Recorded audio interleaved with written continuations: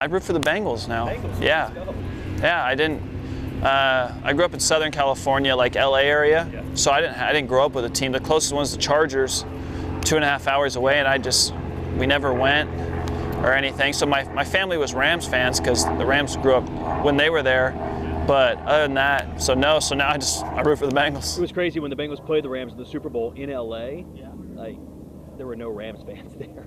It's like all Bengals fans, and then there were some. Yeah. But the fact that they were playing in their home stadium, it didn't feel like a home environment at all. Like, if you would go by like memorabilia stands, you would see all this Bengals stuff, and then there'd be like one Rams hat. I'm like, nobody's a Rams fan here. This is crazy. All right, I'll stop jabbering. Okay, let's do this. Okay, Nick, spring training 2025. Everybody keeps talking about how it feels a little bit different. It's going to feel different with the new manager. What's your feel of what this is feeling like so far at this spring training? I think it's just excitement. It's a different type of energy. And I think everyone's excited about that. I think every spring training everyone's excited too. I just feel like everyone's a little overexcited now. And I think that starts maybe at top too. Tito, he's really fired up to be here, and he keeps telling us how much he believes in us, and we all believe in ourselves and each other as a team. And so I think we're fired about that.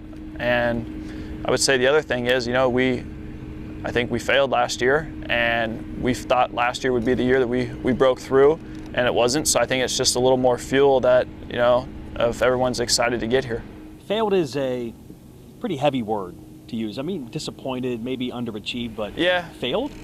Yeah, for us, our goals was to make the playoffs, and we didn't do that. So,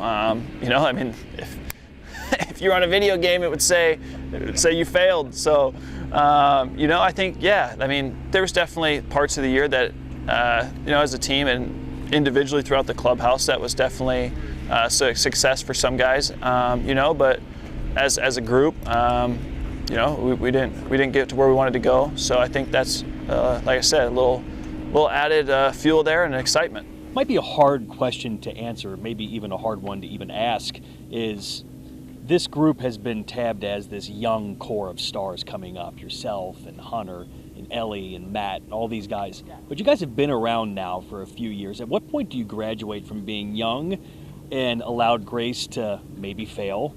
Or when does it become the point where you should expect that you guys start to perform at the level of taking this team? Yeah, that's a good question. I think, I don't have the exact answer on that, I would say, but it starts now.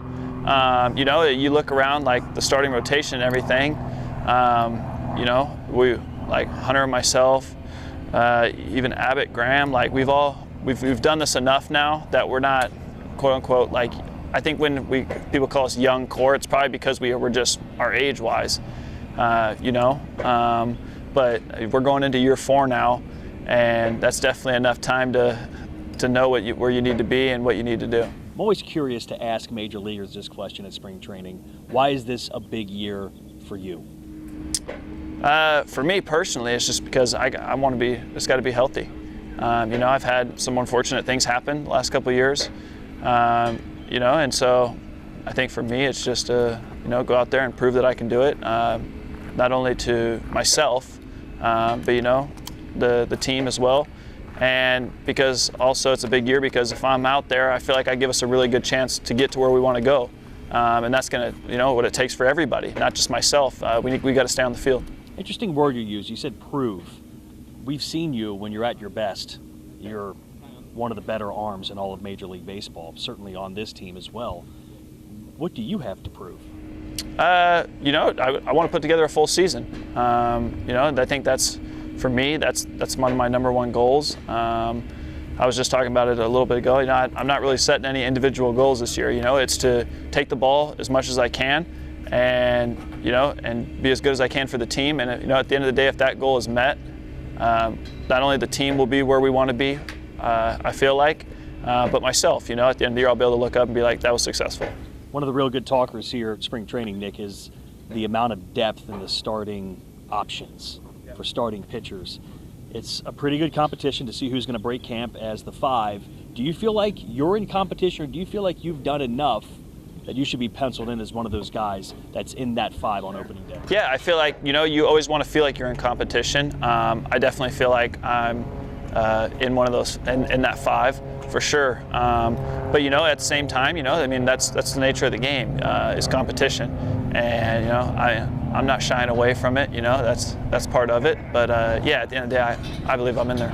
Okay, at the end of the year, if you look back at the end of the year and you can say it was a success, what would you say led to you being successful this year? Say that again? If you look back at the end of the year and say, man, this season was a success for me, what do you think you did that led to that success? I think I would say as a team-wise, we broke through this year. We made the playoffs. Obviously the goal is to win not a national championship, that's college, but to win the World Series. But to do that first, we got to break through. We got to make the playoffs first, and then if that happens, we'll go from there. But really, for me, that would be the success for me. If I look up at the end of the year, the team's in a position that we all wanted to get to, and that I had a big part in that, I think that'd be a success for me. At your stage of your career, are you still adding to your game, or are you just refining what you've got and making sure it's sharp? Yeah, you're always, I would say, refining more than adding, at least for me. But at the same time, yeah, you're always trying to. When I say adding, just because you're not adding a new pitch doesn't mean you're not adding something. It can be the same pitch you're throwing to a different side of the plate, location-wise, shapes of things. So there's a lot of things that you can do, but I would say also refining is probably a majority of it. How confident are you in yourself? Very, very confident. Confident in myself, confident in this team. The energy's great, and I think, like I said, everybody's ready to roll. Do you get the sense, Nick, you've been in Cincinnati now long enough to have a feel for the fan base. Do you get a sense how much they want it in Cincinnati for you guys to play in postseason? Oh yeah. No, you sense it, and like I said, at 23, you could see it. Those middle of the days in summer, we were packed. And I want to be a part of that. I wasn't in 23, so I want to get back to that, and and continue to run with it, and like I said, break through.